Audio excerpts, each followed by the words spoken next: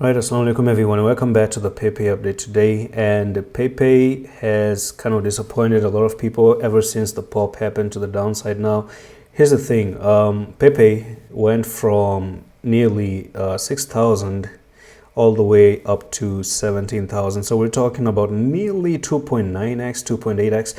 That's 191%. Okay, 191%. So you moved up 191%. You're probably bound to somehow come down just a little bit. And if you notice, the issue with Pepe is that the prices were moving higher, and the biggest clue was on the RSI that this was climbing down. That's the issue, right? So the next logical place that you're looking for Pepe to really come down to is at the lowest part of the RSI, which is already down there. Even if you look on the RSI, we're breaking some resistance, support here. So you had this little bit of support as well that you can see that finally got broken out of. If I do zoom in just a little bit here, just look at that. And you had this one touch right there, second touch right here. You broke to the downside, you've lost the support right now, and it does show that you're looking for a free fall to the downside. Now whether you go down slowly or whether it's going to be a very big red candle, I really don't know, but the thing is that that's what you're looking for. And then again, this is another pennant here, a triangle.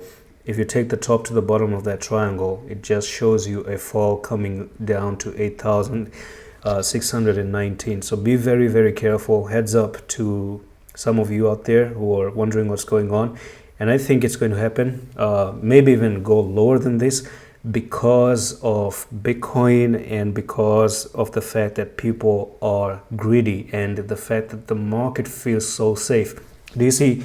Can you believe that I'm telling you it's going to fall? You kind of don't want to believe it because the market has been so good for a long time, and this is crypto, right? This is the channel that tells you about the dirty reality of crypto. It's when everyone, when you feel you're celebrating a birthday and it's a party, everyone is happy and this and that, keep in mind that somebody's going to come and smash your windows. Somebody's going to come and give you a reality check that, you know what? Something is about to happen. And I'm speaking this from 6 years of experience, right? When this happened, just the same way when this was happening, right? Everyone was quite safe in here. And then this channel came in and I was telling you that, hey, we're coming down, we're coming down. We actually came down, okay?